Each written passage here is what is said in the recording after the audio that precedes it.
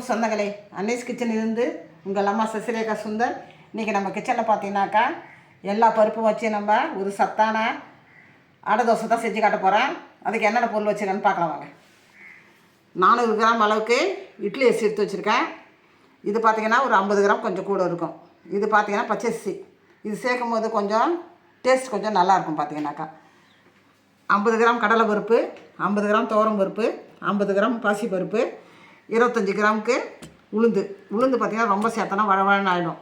இந்த அடை தோசை பார்த்திங்கன்னா கிறிஸ்பியாக வேணும்னா நமக்கு உளுந்து நம்ம குறைச்சி தான் போடணும்.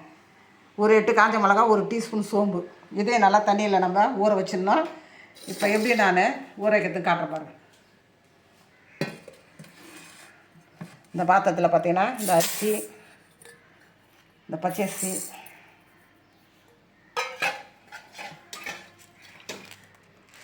இந்த எல்லா பருப்பையும் எல்லாம் ஆட் பண்ணிக்கலாம்.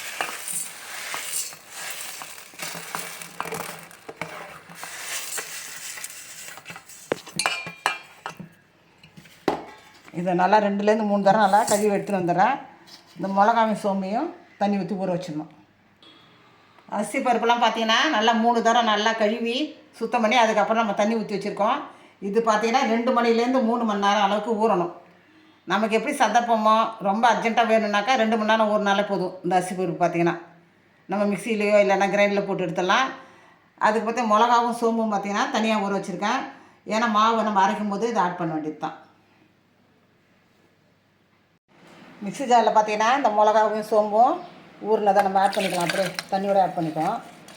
நல்லா 3 மணி நேரம் பார்த்திங்கன்னா இந்த அரிசி பருப்பு நல்லா ஊறிடுச்சு. இந்த மிக்ஸி ஜாரில் கொஞ்சம் கொஞ்சமாக போட்டு நம்ம எடுத்துன்னு வந்துட வேண்டியது தான். ரொம்ப மையம் அரைக்கூடாது. எப்போயுமே அடை சுடுறோனாலே அடை பார்த்திங்கனாக்கா குறப்பாக இருந்தால் தான் நல்லாயிருக்கும். ஜாரில் போட்டுனாலும் கொஞ்சம் கொஞ்சமாக அரைச்சி எடுத்துணும். அதுக்குள்ளே பார்த்திங்கனாக்கா கொஞ்சமாக மஞ்சத்தூள், தேவையான அளவுக்கு உப்பு ஆட் பண்ணிக்கிறேன்.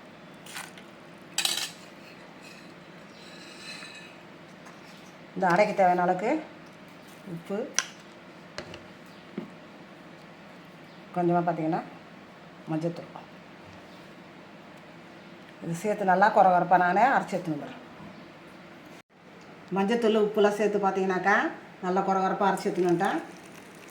இதே மாதிரி மிக்ஸி ஜாரில் மீதி இருக்கிறதையும் நான் போட்டு எடுத்து வந்துடுறேன்.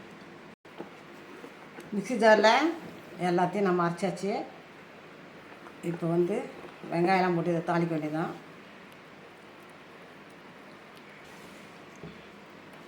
வெங்காயம் பார்த்திங்கன்னா நல்லா பெரிய சைஸ் வெங்காயத்தை நல்லா கழுவிட்டு சுத்தம் பண்ணி பொடியாக கட் பண்ணி வச்சுருக்கேன். ஒரு தேங்காய் ஒரு மூடியில் பாதி எடுத்து அதை துருவி வச்சாச்சு. கொஞ்சமாக கருவேப்பிலை. இப்போ தாளித்து இதில் கொட்ட வேண்டியது தான். நம்ம ரொம்ப புளிக்க வைக்கணும்னு அவசியம் இல்லை. ஏன்னா இது அடை தோசையாக இருக்கிற ஓட்டு அப்படியே டைரெக்டாக நம்ம பறச்சமாகவே ஊற்றி சுட வேண்டியது தான். அடுப்பத்தை வச்சாச்சு. நம்ம அது மேலே வானல் வச்சுட்டோம். அதில் பார்த்திங்கன்னா கொஞ்சமாக எண்ணெய் ஊற்றிருக்கோம்.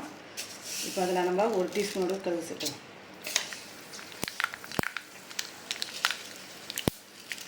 ஒரு 1/2 டீஸ்பூன் அளவுக்கு உளுத்தம்பருப்பு,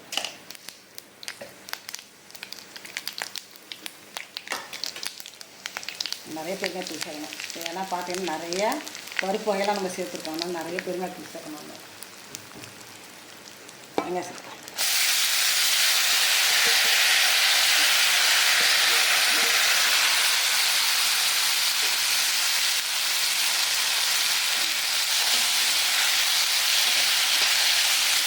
பச்சையை கூட போடலாம் இதில்.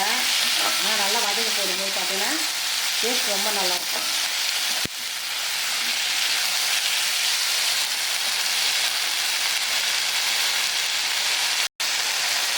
கருவேப்பிலை ஆட் பண்ணுறேன்.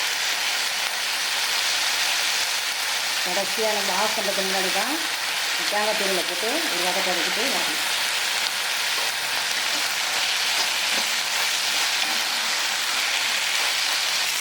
வெங்காயம் நல்லா வதங்கிட்டு தேங்காய் இதெல்லாம் ஆட் பண்ணிக்கலாம்.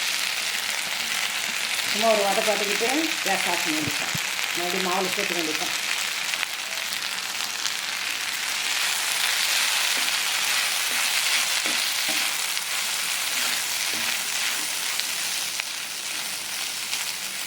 ஒரு வதக்க வதக்கியாச்சு. இப்போ கேஸ் ஆஃப் பண்ணிவிட்டு இந்த மாவில் சேர்த்துறேன்.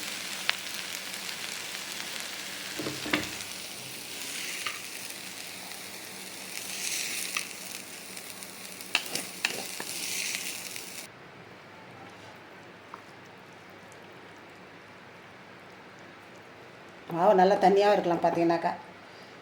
ஏன்னா இது அடை தோசை. அடையாக இருந்தால் கொஞ்சம் திக்காக இருக்கணும். நம்ம தோசை மாதிரி ஊற்றுறோம் போது கொஞ்சம் தண்ணியாக இருக்கலாம் மாவு.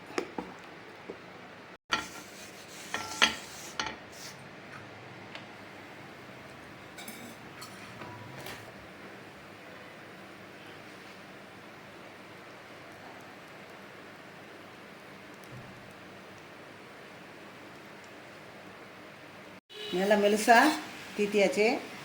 பார்த்தீங்கன்னா கொஞ்சமாக நம்ம எண்ணெய் ஊற்றி வேண்டியதான். அடைக்கு போனால் கொஞ்சம் எண்ணெய் கூடுதலாக இருந்தால் தான் டேஸ்ட் ஆகும் பார்த்தீங்கன்னாக்கா. இப்போ நம்ம மூடியை போட்டுக்குவோம். ஒரு 2 நிமிஷம் வேகட்டும்.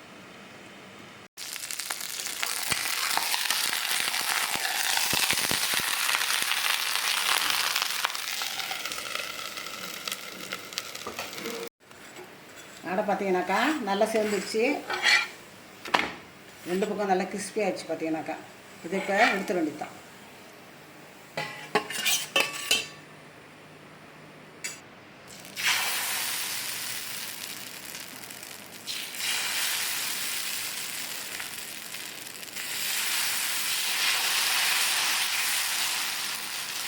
நம்ம எவ்வளோ தண்ணி ஊற்றுறோமோ அந்த அளவுக்கு பார்த்தீங்கன்னா நைஸாக வருது.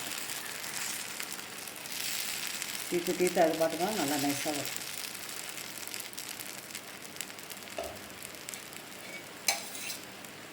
மூடி போட்டோன்னா பார்த்தீங்கன்னா சீக்கிரம் வந்துடும்.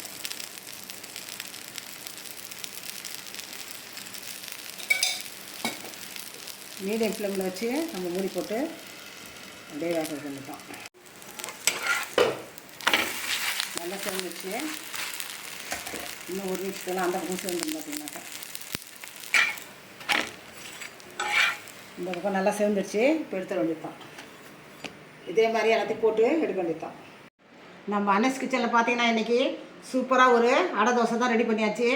அதுக்கு வந்து எந்த அளவுக்கு பருப்பு போட்டிருக்கேன், எந்த அளவுக்கு அரிசிலாம் நான் ரெடி பண்ணுன்றதை உங்களுக்கு சொல்லியிருக்கேன். இது ஊற வைக்கிறது பார்த்தீங்கன்னா மினிமம் வந்து 2 மணி நேரமாவது இதை நம்ம ஊற வைக்கணும். உங்களுக்கு அவசரமானால் 2 மணி நேரம் ஊறினாலே போதும். இது இல்லைன்னா ஒரு 3லேருந்து 4 மணி நேரம் கூட ஊறலாம். இது நல்லா ஊற வச்சு நம்ம செய்யும் போது நல்லா சுவையாகவும் இருக்கும், நல்லா கிறிஸ்பியாகவும் இருக்கும். இது ரொம்ப ஆரோக்கியமானது. ஏன்னா பருப்பெல்லாம் சேர்த்து நம்ம செய்யறதால இது ரொம்ப ஆரோக்கியமானது. ப்ரோட்டீன் சத்து அதிகமானது. அடிக்கடி செஞ்சு குடும்பத்தில் இருக்கிற எல்லாருக்கும் கொடுங்க. நீங்கள் இந்த டேஸ்ட்டான அடையை செஞ்சு எனக்கு கமெண்ட்ஸில் சொல்லுங்கள். லைக் பண்ணுங்கள், ஷேர் பண்ணுங்கள், கமெண்ட் பண்ணுங்கள். மறக்காமல் என்னுடைய அனஸ் கிச்சனுக்கு சப்ஸ்கிரைப் பண்ணுங்கள். எங்கள் வீட்டில் பார்த்தீங்கன்னாக்கா இந்த அடைக்கு நாங்கள் எந்த தொட்டுக்கும் சாப்பிட மாட்டோம். ஏன்னா எல்லாருக்கும் அடை ரொம்ப பிடிக்கும். அதனால் சூடாக நான் சுட்டு போட எல்லாம் சாப்பிடுவாங்க. எந்த தொட்டுக்கும் இல்லை, அப்படியே சும்மாவே சாப்பிட்றாங்க. நான் அந்த யூடியூப் கோசம் தான் கொஞ்சம் வந்து இட்லி பொடியும் சர்க்கரையும் வச்சுருக்கேன். நான் மேக்ஸிமம் பார்த்தீங்கன்னா என்றைக்காவது சர்க்கரை பொடி சர்க்கரை தான் நான் தொட்டு சாப்பிடுவேன். எங்கள் வீட்டுக்கார் பார்த்தீங்கன்னா இட்லி பொடி தொட்டு சாப்பிடுவார். அவ்வளோதான். மற்றபடி நாங்கள் எந்த தொட்டியும் இதுக்கு ஒரு குழம்போ இல்லைன்னா ஏதோ ஒரு அவியலோ அது மாதிரிலாம் எதிர்பார்க்க மாட்டோம். நாங்கள் சும்மாவே சாப்பிட்ருவோம் எல்லோரும். தேங்க்யூ.